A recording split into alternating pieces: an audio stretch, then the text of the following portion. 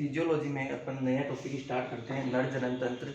पिछली क्लास में अपन ने उत्सर्जन तंत्र के बारे में देख लिया था। उत्सर्जन तंत्र को कंप्लीट कर लिया था, किडनी की कार्य की सब अपने देख लिए थे। नेक्स्ट टॉपिक है नर जनन तंत्र, मेल रिप्रोडक्टिव सिस्टम। अब मेल रिप्रोडक्टिव सिस्टम जो है उसके कई भाग होते हैं, उन भागों के बारे में अपन एक एक करके पढ़ेंगे। पहले तो इनके नाम आपको, सबसे पहले तो स्क्रोटम, सबसे पहला जो भाग है पढ़ेंगे स्क्रोटम, जिसको वर्षण कोश भी कहा जाता है। दूसरा भाग है टेस्टिस, जिसको क्या कहा जाता है, वर्षण, जो कि नर की लैंगिक लक्षण होते हैं, लैंगिक अंग जिसको बोला जाता है वो है वर्षण। सही है। तीसरा रेटिटेस्टिस, चौथा इसका पार्ट होता है अपसारी नलिकाएं। कौन सा? अपसारी नलिकाएं। चौथा जो भाग होता है वो कौन सा होता है? अपसारी नलिकाएं। पांचवा इसका भाग है अधिवर्षण, जिसको एपिडिडाइमिस कहा जाता है। छठा इसका भाग है शुक्रवाहक, वास डिफरेंशिया। अब आप इन दोनों में कंफ्यूज मत होना, वास डिफरेंशिया और वास डिफरेंशिया। ये वासा है, यहाँ पे ए एक्स्ट्रा लगा हुआ है, इसके अलावा यहाँ पे वास डिफरेंशिया इसको बोला जाता है। इन नलिकाओं के अंदर दोनों में कंफ्यूज मत होना। अपसारी नलिका जो होती है, वासा डिफरेंशिया जो नलिका है, वो जो स्पर्म होते हैं उनको रेटेड टेस्टिस से होते हुए कहाँ लेके आती है? अधिवर्षण में। रेटेड टेस्टिस से अधिवर्षण में लेके आती है कौन? वासा डिफरेंशिया। इसके बारे में आपको ध्यान रखना है। वासा डिफरेंशिया जो नलिका है वो शुक्राणुओं को रेटेड टेस्टिस से होते हुए अधिवर्षण तक लेके आती है। अभी डायग्राम में सारा समझ में आ जाएगा, डायग्राम में अपन पढ़ेंगे तो उसमें सब कुछ वैसे समझ में आ जाएगा। नेक्स्ट जो पार्ट है, अधिवर्षण हो गया, एपिडाइमिस, शुक्रवाहक, वास डिफरेंशिया। ये वास डिफरेंशिया जो है, ये वास डिफरेंशिया क्या है? ये अधिवर्षण से लेके शुक्राणुओं को अधिवर्षण से लेके एपिडिडाइमिस से लेके कहां तक लेके आती है? पेनिस तक लेके आती है। पेनिस तक लेके आती है। और पेनिस के अंदर क्या होता है? सहायक ग्रंथियां पाई जाती है। पेनिस के जो ऊपर वाला भाग जो होता है वहां पे क्या होती है? सहायक ग्रंथियां पाई जाती है, जिनको बोला जाता है नर सहायक ग्रंथियां। आठवां पार्ट क्या हो गया? नर सहायक ग्रंथियां। नर सहायक ग्रंथियां, एसेसरी ग्लैंड्स जिनको बोला जाता है। ये तीन प्रकार की होती है। कौन कौन सी? नर सहायक ग्रंथियां तीन प्रकार की होती है। एक तो है प्रोस्टेट ग्रंथि,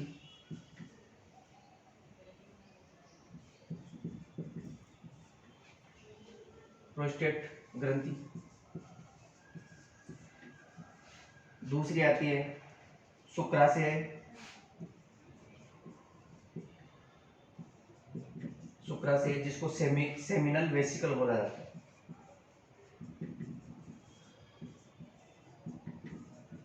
सेमिनल वेसिकल जिसको बोला जाता है। नेक्स्ट आती है बल्बो यूरेथ्रल ग्रंथि,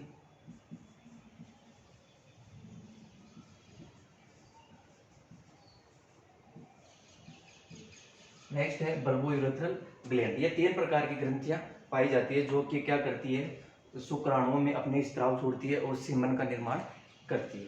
तो इनके बारे में अपन एक एक करके देखेंगे। सबसे पहले वर्षण कोश के बारे में देखते हैं।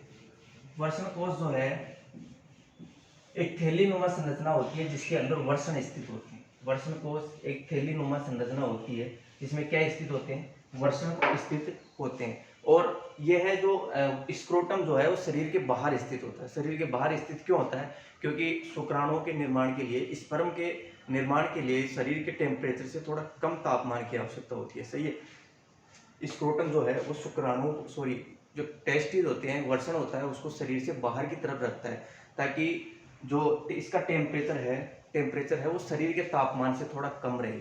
सही है। क्योंकि अगर अधिक तापमान रहेगा तो शुक्राणु का निर्माण नहीं हो पाएगा। ज्यादा टेम्परेचर में क्या होता है? शुक्राणु का निर्माण नहीं हो पाता है। तो इस वजह से ये जो स्क्रोटम होता है, ये वर्षणों को शरीर से थोड़ा बाहर की तरफ रखते हैं। अब टेम्परेचर कितना कम होता है इनके अंदर बॉडी से? जैसे कि अपन बात करें 37 डिग्री सेंटीग्रेड। अपने शरीर में जो टेम्परेचर होता है वो कितना होता है? 37 डिग्री सेंटीग्रेड। ह्यूमन की अपन बात करते थे, सभी जीवों में थोड़ा थोड़ा अलग होता है, थोड़ा एक आधा डिग्री सेंटीग्रेड का थोड़ा वो डिफरेंस रहता है। लेकिन अपन ह्यूमन की अगर बात लेके चलते हैं तो 37 डिग्री सेंटीग्रेड रहता है। तो स्क्रोटम जो है, स्क्रोटम बाह्य तापमान के अनुसार, बाहरी वातावरण के अनुसार इनको एडजस्ट करता रहता है। वर्षणों को बाहरी वातावरण के अनुसार एडजस्ट करता रहता है। जैसे कि अपन मान लेते हैं 37 डिग्री सेंटीग्रेड शरीर का तापमान है, तो इसका तापमान, स्क्रोटम का तापमान कितना होगा? लगभग 1 से 8 डिग्री सेंटीग्रेड तक इसका टेम्परेचर कम हो सकता है। 1 से 8 डिग्री। नॉर्मली अगर बात करें तो 2 या 3 डिग्री सेंटीग्रेड कम रहता है। 2 या 3 डिग्री सेंटीग्रेड कम होता है। ये तो किसका तापमान हो गया, शरीर का तापमान हो गया, शरीर का तापमान हो गया। अगर वर्षणों का तापमान देखें तो वर्षणों का तापमान मैंने बताया कि 1 से 8 डिग्री सेंटीग्रेड तक कम हो सकता है। तो नॉर्मली जो टेम्परेचर कम होता है वो होता है लगभग 2 या 3 से, तो इसका हो गया लगभग 34 डिग्री सेंटीग्रेड से लगभग 35 डिग्री सेंटीग्रेड तक इसका तापमान हो सकता है, वर्षणों का तापमान। इस तापमान में क्या होता है, ये तापमान कम क्यों होता है, इस तापमान की वजह से क्या होता है, शुक्राणु का निर्माण होता है, शुक्राणु के निर्माण के लिए आवश्यक होता है।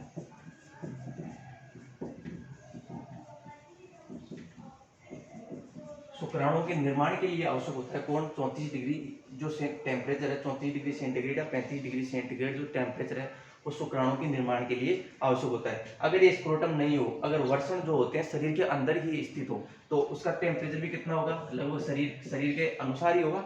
अगर शरीर के बाहर स्क्रोटम उपस्थित नहीं है, उसके शरीर के अंदर उपस्थित है, सही है, शरीर के अंदर ही वर्षण उपस्थित है, तो उसका टेम्परेचर भी कितना हो गया, 37 डिग्री सेंटीग्रेड हो गया, जो कि शुक्राणु के निर्माण के लिए पर्याप्त नहीं है, वो ज़्यादा हो गया। क्योंकि ज़्यादा टेम्परेचर पे क्या होता है, शुक्राणु नष्ट हो जाते हैं, शुक्राणु मर जाते हैं। तो इस वजह से जो स्क्रोटम होता है वो वर्षणों को शरीर के बाहर स्थित रखता है, ताकि जो शरीर का जो वर्षणों का टेम्परेचर है वो थोड़ा सा शरीर से कम रहे, ताकि शुक्राणु का निर्माण किया जा सके। ये हो गया वर्षण कोश के बारे में। अब हम बात करते हैं स्क्रोटम। स्क्रोटम में कुछ मसल्स पाई जाती है जिनको बोला जाता है डोर्टस मसल्स। डोर्टस मसल्स याद रखना। जो स्क्रोटम जो होता है, स्क्रोटम के बीच में, स्क्रोटम की जो दीवार होती है, बाहर की दीवार, या उसके अगर बात करें तो जो स्क्रोटम होता है उसके अंदर डोर्टस मसल्स पाई जाती है। इसके बारे में आपको ध्यान रखना है कि डोर्टस मसल्स कहाँ पाई जाती है, एग्जाम में पूछ लिया जाता है। और डोर्टस मसल्स ये क्या करती है, ये भारी वातावरण के अनुसार जो वर्षण कोष होते हैं या वर्षण होते हैं, भारी वातावरण के अनुसार वर्षणों को, टेस्टिस को एडजस्टमेंट करने का काम करती है। जैसे कि अपन मान लेते हैं शरीर का 37 डिग्री सेंटीग्रेड तापमान होता है, वो तो फिक्स रहता है, सही है। इसके बाहर की तरफ स्थित होते हैं वर्षण, सही है। इसके बाहर की तरफ कौन होता है, वर्षण, टेस्टिस स्थित होते हैं। अगर इसकी अपन बात करते हैं तो सही है, अगर डोर्टस मसल्स की बात करते हैं तो डोर्टस मसल्स क्या होती है, बाहरी वातावरण के अनुसार इनका एडजस्टमेंट करती है। जैसे कि बाहर का वातावरण अगर ठंडा वातावरण है, सही है, ठंडा वातावरण है, तो ये डोर्टस मसल्स क्या होती है, संकुचित रहती है। जब बाहर का वातावरण ठंडा है, टेम्परेचर कम है, तो ये डोर्टस मसल्स होती है, ये क्या करती है, ये सिकुड़ी हुई होती है, ये संकुचित रहती है, जिससे क्या होता है, ये जो वर्षण होते हैं शरीर से चिपके हुए होते हैं, ताकि इनको पर्याप्त मात्रा में टेम्परेचर मिल सके, सही है। अगर दूसरी बात करते हैं तो बाहर के वातावरण में अगर टेम्परेचर ज़्यादा है, गर्मी ज़्यादा है, तो इस वजह से क्या होता है, ये डोर्टस मसल जो होती है वो शिथिल हो जाती है, मतलब ढीली हो जाती है, जिसकी वजह से क्या होता है, ये जो टेस्टिस होते हैं वो शरीर से थोड़ा अलग हो जाते हैं, ताकि उसको ज़्यादा टेम्परेचर कम किया जा सके, सही है। इस वजह से ये डोर्टस मसल ध्यान रखना है आपको। जो डोर्टस मसल जो है वो क्या करती है, वर्षणों को बाहरी वातावरण के अनुसार एडजस्टमेंट करती है, उनका एडजस्ट करती है कि शरीर से इसको दूर रखना है, वर्षण को शरीर से दूर रखना है या शरीर के पास रखना है। तो एडजस्टमेंट का काम कौन करती है, डोर्टस मसल्स। इसके बारे में आपको ध्यान रखना है। तो ये हो गया, स्क्रोटम की बात होगी। सबसे पहले तो स्क्रोटम जो होता है उसका टेम्परेचर होता है वो शरीर के टेम्परेचर से 1 से 8 डिग्री सेंटीग्रेड तक कम होता है, सही है। इसके अंदर शुक्राणु के निर्माण के लिए पर्याप्त जो टेम्परेचर होता है वो इसके अंदर होता है। इसके अंदर पाई जाने वाली मसल्स कौन सी है, डोर्टस मसल्स। स्क्रोटम जो है, स्क्रोटम में पाई जाने वाली मसल्स कौन सी है, डोर्टस मसल्स, जो क्या करती है, इसको टेस्टिस को जो है वर्षणों को शरीर से एडजस्टमेंट का काम करती है। अगर बाहरी वातावरण टेम्परेचर ज़्यादा है, बाहर की तरफ गर्मी है, तो ये शरीर से उसको अलग रखेगी, सही है। और अगर क्योंकि वैसे टेम्परेचर ज़्यादा है तो और ज़्यादा टेम्परेचर की आवश्यकता नहीं होगी उसको, शुक्राणु के निर्माण को। अगर बाहर की तरफ ठंड ज़्यादा है तो जो वर्षण होता है, वर्षणों के टेम्परेचर भी धीरे धीरे कम होने लगेगा, तो उसको और ज़्यादा टेम्परेचर की आवश्यकता होती है। तो क्या होती है, शरीर के पास में उसको ले जाती है, शुक्राणुओं को वर्षण को शरीर के पास में ले जाती है, ताकि पर्याप्त मात्रा में टेम्परेचर मिल सके। ये हो गया, स्क्रोटम की बात होगी।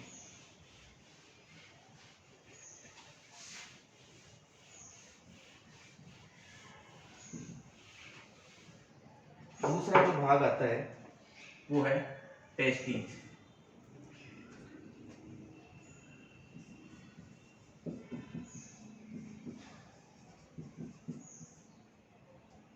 वर्षण, जिसको बोला जाता है वर्षण, यह नर लैंगिक अंग होता है। नर के लिए लैंगिक अंग जो होता है किडनी शेप होता है, इसकी आकृति होती है किडनी के आकार की।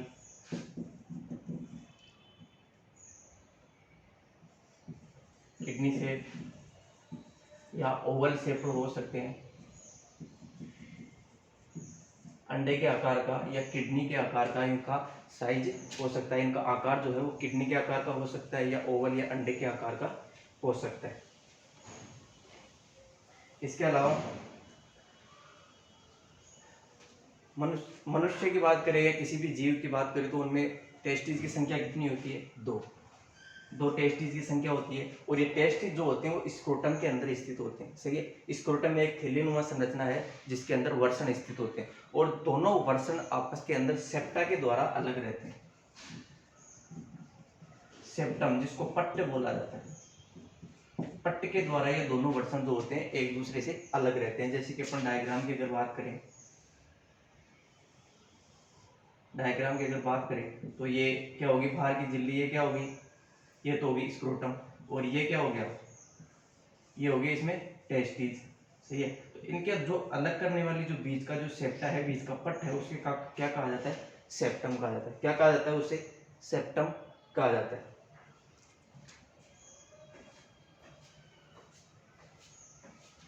सेप्टम हो गया। अब अपन बात करते हैं टेस्टिस के अंदर पाई जाने वाली कोशिकाओं की।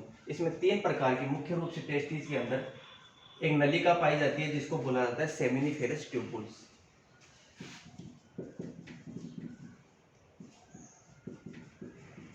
सेमिनिफेरस ट्यूबुल्स क्या कहा जाता है उसको? सेमिनिफेरस ट्यूबुल्स उनको कहा जाता है, या उनको और दूसरा नाम अपन दे सकते हैं शुक्रजनन नलिकाएं।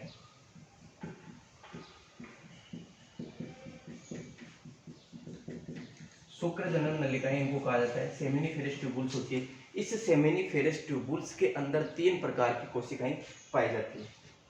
ये सेमिनिफेरस ट्यूबुल्स में कहाँ पाई जाती है? सेमिनिफेरस ट्यूबुल्स कहाँ पाई जाती है?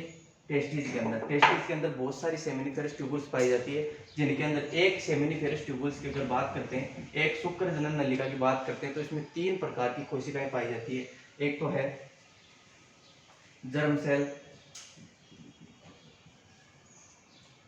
जर्म सेल, दूसरी कोशिका इसमें आती है सर्टोली सेल्स,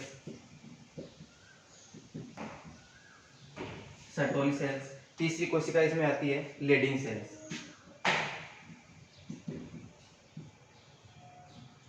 तीसरी कोशिका कौन सी आती है? Leading cells. अब इनका सबका काम अलग अलग होता है। जैसे कि अपन बात करते हैं शुक्रजनन नलिका किसमें पाई जाती है? टेस्टिस के अंदर पाई जाती है। टेस्टिस किसमें पाए जाते हैं? टेस्टिस पाए जाते हैं स्क्रोटम के अंदर। सही है, स्क्रोटम में टेस्टिस उपस्थित होते हैं। इन टेस्टिस के अंदर बहुत सारी क्या होती है? शुक्रजनन नलिकाएं पाई जाती है। इन नलिकाओं के अंदर 3 प्रकार की कोशिकाएं पाई जाती है, जिसमें जर्म सेल्स, सर्टोली सेल्स और लीडिंग सेल्स। अब इनका सबका काम अलग अलग होता है। 3 जो कोशिकाएं पाई जाती है शुक्रजनन नलिकाओं में, 3 प्रकार की कोशिकाएं पाई जाती है। इन तीनों का कार्य अलग अलग होता है। जैसे जर्म सेल्स क्या काम करती है?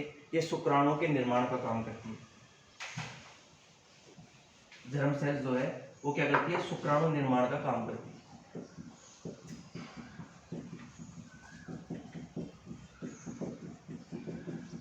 शुक्राणु निर्माण का कार्य करती है। जर्म सेल्स जो है वो शुक्राणु निर्माण का कार्य करती है। अब सर्टोली सेल्स की बात करें तो सर्टोली सेल्स क्या करती है? ये जो शुक्राणुओं का निर्माण हुआ है, तो इस शुक्राणुओं को पोषण भी चाहिए, इनको खाना पीना भी चाहिए। तो इनका खाना पीना कौन बनती है? खाना पीना कौन प्रोवाइड करती है इनको? Sertoli cells. मतलब शुक्राणुओं को भोजन प्रदान करती है। शुक्राणुओं को भोजन प्रदान करती है।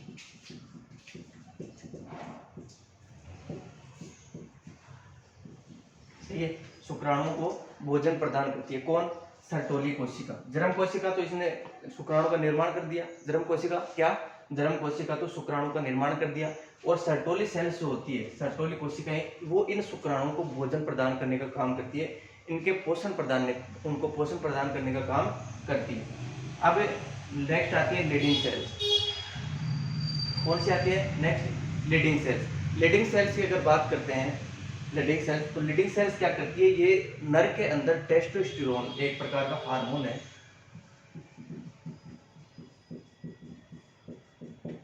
टेस्टोस्टेरोन हार्मोन है,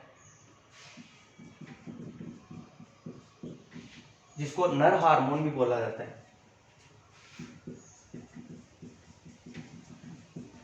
इसको नर हार्मोन भी बोला जाता है। तो टेस्टोस्टेरोन का निर्माण करने का काम कौन करती है, लीडिंग सेल्स। इन सबके कार्य एग्जाम में पूछे जाते हैं, सबके अलग अलग कार्य हैं और सबके जो कार्य हैं उस एग्जाम में इनके पूछे जाते हैं। जर्म सेल्स होती है, जर्म का मतलब होता है जीव, इस जर्म का मतलब होता है जीव, जीव का निर्माण करने वाली कोशिका क्या कहलाती है, जर्म सेल्स। याद रखना, जर्म का मतलब क्या होता है, जीव होता है। तो जर्म का निर्माण करने वाली मतलब शुक्राणु का निर्माण करने वाली कोशिकाएं क्या कहलाती है, जर्म सेल्स। अगर अपन मादा की बात करें तो मादा में अंडाणु निर्माण करने वाली कोशिकाएं भी जर्म सेल्स ही कहलाती है। याद रखना, जो अंडाणु निर्माण करने वाली कोशिका है, ओवम का निर्माण करने वाली कोशिकाएं होती है, वो भी क्या कहलाती है, जर्म सेल्स ही कहलाती है। नर के अंदर शुक्राणु का निर्माण करने वाली कोशिकाएं भी क्या कहलाती है, जर्म सेल्स कहलाती है। दूसरा, सर्टोली कोशिका। अब शुक्राणु तो निर्माण हो गया, अब इनका निर्माण तो हो गया, इनको भोजन भी चाहिए, तो भोजन प्रदान करने वाली कोशिकाएं कौन सी होती है, सर्टोली सेल्स। याद रखना, शुक्राणुओं को पोषण प्रदान करने वाली कोशिका सर्टोली सेल।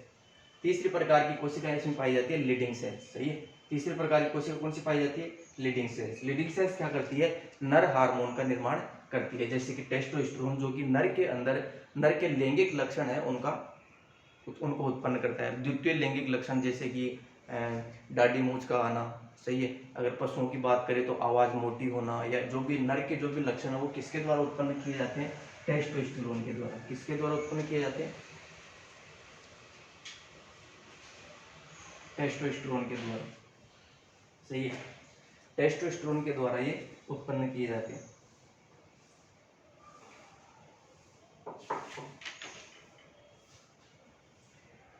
शुक्राणु के निर्माण की प्रोसेस को क्या कहा जाता है, स्पर्मेटोजेनेसिस। इसके प्रोसेस को क्या कहा जाता है, स्पर्मेटोजेनेसिस। शुक्राणु के निर्माण की जो प्रोसेस है उसको कहा जाता है स्पर्मेटोजेनेसिस। टेस्टिस के बाद में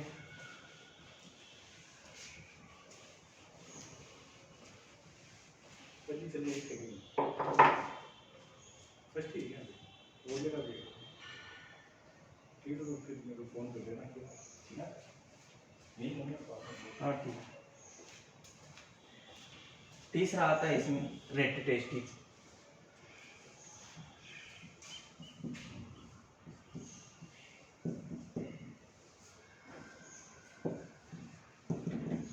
रेटिटेस्टिस, स्क्रोटम हो गया, टेस्टिस हो गया। स्क्रोटम टेस्टिस को अंदर रखते हैं, मतलब टेस्टिस जो होता है वो स्क्रोटम के अंदर होता है। अब टेस्टिस के अंदर कौन सी कोशिकाएं पाई जाती है, सेमिनिफेरस ट्यूबुल्स पाई जाती है। सेमिनिफेरस ट्यूबुल्स के अंदर तीन प्रकार की कोशिकाएं होती है, जर्म कोशिका, सर्टोली कोशिका और लीडिंग कोशिका। ये तीनों का काम अलग अलग होता है, जो अपन ने पढ़ लिया। उसके बाद में आता है रेटिटेस्टिस। नेक्स्ट क्या आता है, रेटिटेस्टिस।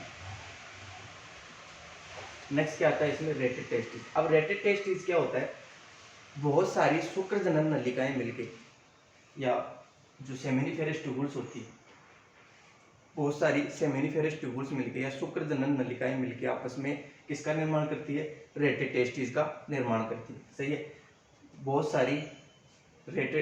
सारी शुक्र जनन नलिकाएं जिनको सेमिनिफेरस ट्यूबुल्स कहा जाता है, जो किसके अंदर उपस्थित होती हैं, टेस्टिस के अंदर। अभी मैंने आपको बताया टेस्टिस के अंदर शुक्र जनन नलिकाएं हैं।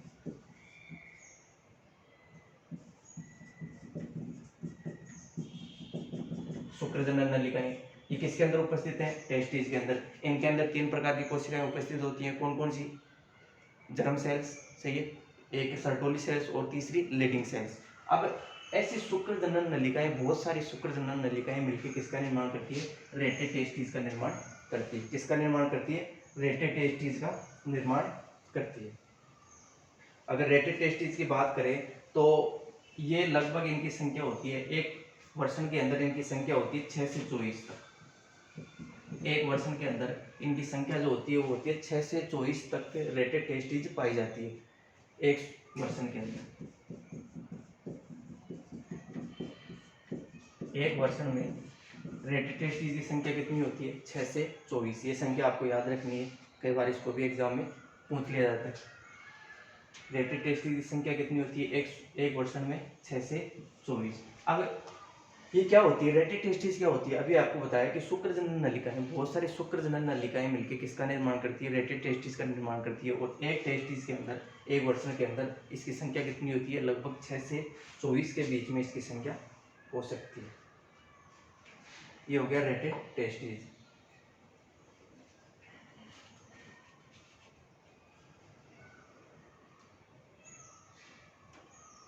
सॉरी, ये रेटेड टेस्टिस की संख्या नहीं होती, ये होती है वासा एफरेंसिया, वासा एफरेंसिया। तीसरा पार्ट आता है इसमें, सॉरी चौथा पार्ट आता है कौन सा, वासा एफरेंसिया,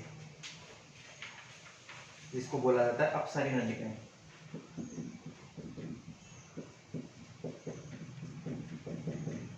अपसारी नलिकाएं, ये अपसारी नलिकाएं, इसको अपन ने नाम दिया था क्या, वासा एफरेंसिया।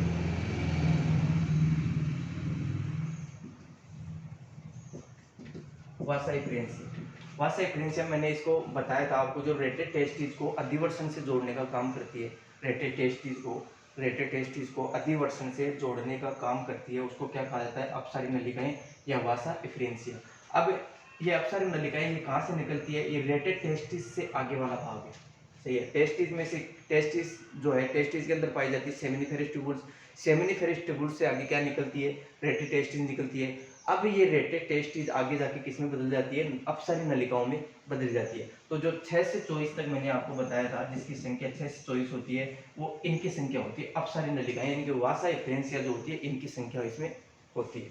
कितनी होती है वासा एफरेंसिया की संख्या, अपसारी नलिकाओं की संख्या कितनी होती है, लगभग 6 से 24 वासा एफरेंसिया निकलती है। रेटेड टेस्टिस में से वर्षण के अंदर पाई जाती है सेमिनिफेरस ट्यूबुल्स। सेमिनिफेरस ट्यूबुल्स, बहुत सारी सेमिनिफेरस ट्यूबुल्स किसका निर्माण करती है, रेटेड टेस्टिस का। अब ये रेटेड टेस्टिस जो है, ये रेटेड टेस्टिस आगे किसका निर्माण करती है, अपसारी नलिकाओं का, अपसारी नलिकाओं को वासा एफरेंसिया का निर्माण करती है। अब ये वासा एफरेंसिया जो है वो क्या है, इनकी संख्या होती है 6 से 24 तक। वासा एफरेंसिया की संख्या कितनी होती है, 6 से 24 तक। और ये जो है अपसारी नलिकाएं, ये रेटेड टेस्टिस को किसमें जोड़ती है, किससे जोड़ती है, एपिडिडाइमिस से, अधिवर्षण से जोड़ती है। नेक्स्ट पार्ट आता है इसके अंदर पांचवा, अधिवर्षण।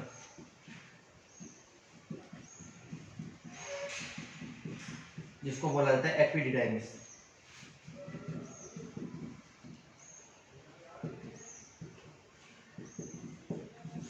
अधिवर्षण, इसके बारे में अपन बात करते हैं अधिवर्षण के बारे में। तो ये जो है, इसका क्या काम होता है, ये किससे पहले, सबसे पहले तो अपसारी नलिकाएं वासा एफरेंसिया से जुड़ता है, शुक्राणुओं की तरफ, सॉरी वर्षण की तरफ ये किससे जुड़ता है, वासा एफरेंसिया से। और आगे, इससे आगे नलिका जो निकलती है उसको क्या कहा जाता है, उसको कहा जाता है शुक्रवाहक वास डिफरेंसिया।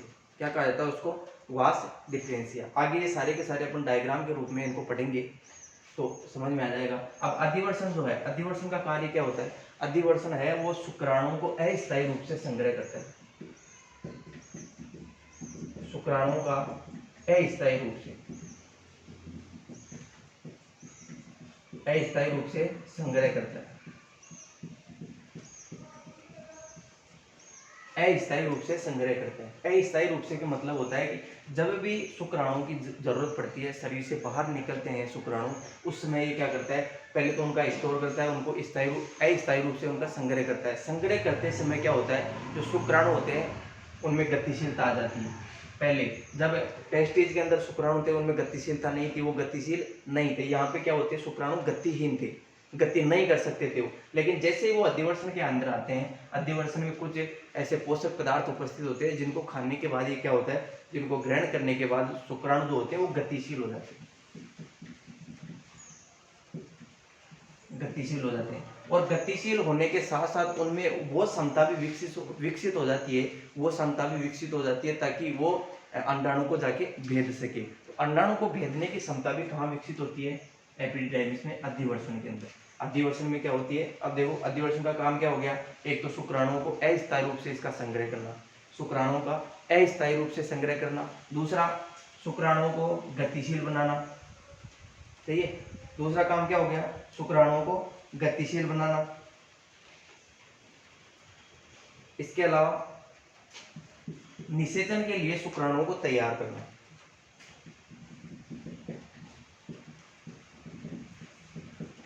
निषेचन के लिए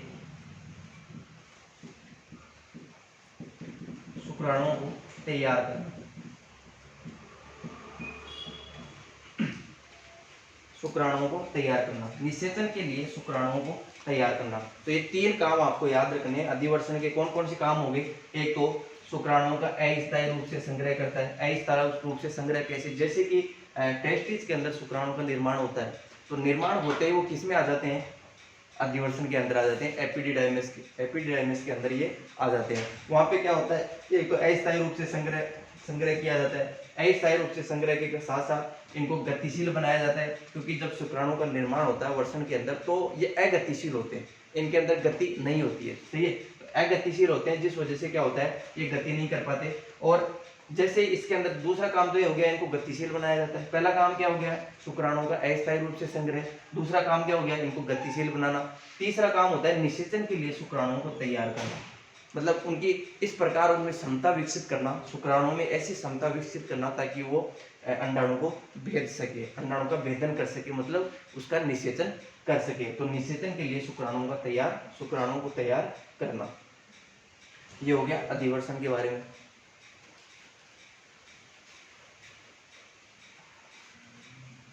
नेक्स्ट आता है इसके अंदर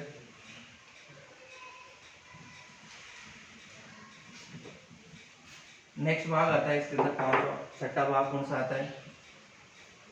शुक्रवाहक।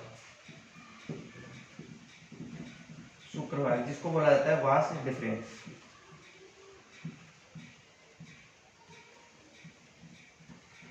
इसको बोला जाता है वास डिफरेंस।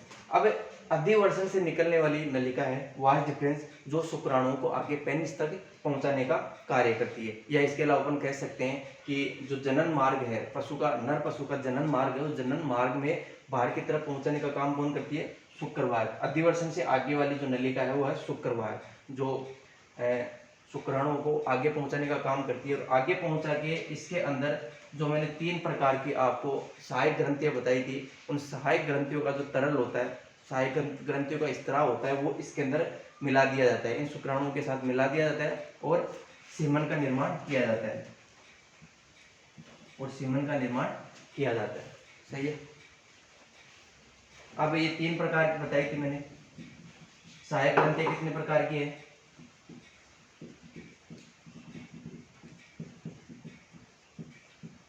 सहायक ग्रंथियां 3 प्रकार की। इसमें पहली मैंने बताई थी आपको शुक्राशय। पहली कौन सी? शुक्राशय। इसका जो स्त्राव होता है उसके अंदर फ्रक्टोज होता है, इसके अलावा सिट्रिक एसिड। फ्रक्टोज और सिट्रिक एसिड इसमें उपस्थित होते हैं। किसमें? सहायक ग्रंथियों में शुक्राशय सबसे पहली जो ग्रंथि है वो है शुक्राशय। उसका स्त्राव होता है वो फ्रक्टोज और सिट्रिक एसिड इसमें उपस्थित होते हैं। इसके अलावा ये डॉग में एब्सेंट होती है। डॉग में एब्सेंट, याद रखना। डॉग में, कुत्ते में ये ग्रंथि अनुपस्थित होती है, शुक्राशय अनुपस्थित होती है। इसका कार्य क्या होता है? कार्य इसका होता है कि ये एक तो जो सीमन का आयतन मेंटेन रखती है, उसका बफर सिस्टम, उसमें बफर जो होता है, बफर क्षमता उसको बनाए रखती है और ऊर्जा प्रदान करती है। ऊर्जा, फ्रक्टोज इसके अंदर आ गया। फ्रक्टोज क्या काम करता है? फ्रक्टोज ऊर्जा प्रदान करने का काम करता है, शुक्राणुओं को ऊर्जा प्रदान करने का काम करता है। और ये डॉग में एब्सेंट होती है, आपको ध्यान रखना है। दूसरी सहायक ग्रंथि कौन सी थी? प्रोस्टेट ग्रंथि।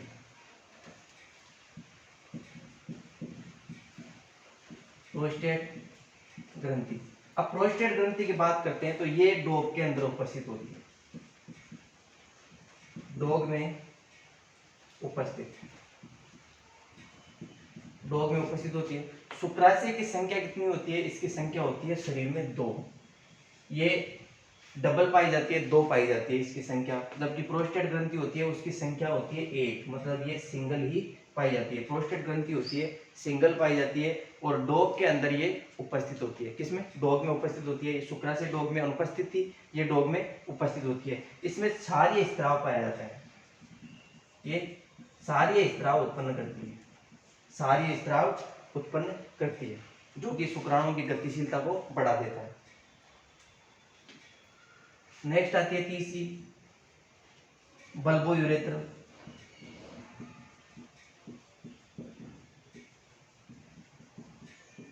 बल्बोयूरेथ्रल ग्रंथि, ये भी डॉग में अनुपस्थित होती है, डॉग में एब्सेंट, डॉग में एब्सेंट होती है। सिर्फ एक है शुक्राशय, वो भी एब्सेंट होती है। प्रोस्टेट ग्रंथि जो है वही केवल डॉग में उपस्थित होती है, बाकी बल्बोयूरेथ्रल ग्रंथि है वो भी डॉग में एब्सेंट होती है। इसका काम क्या होता है? इसका काम होता है चिकनाई प्रदान करना, लुब्रिकेशन, लुब्रिकेशन का काम करना, जो कि जो नर जनन मार्ग होता है उसको चिकना बनाने का काम करती है बल्बोयूरेथ्रल ग्रंथि। तो इनके बारे में बाकी अपन नेक्स्ट क्लास में देखेंगे।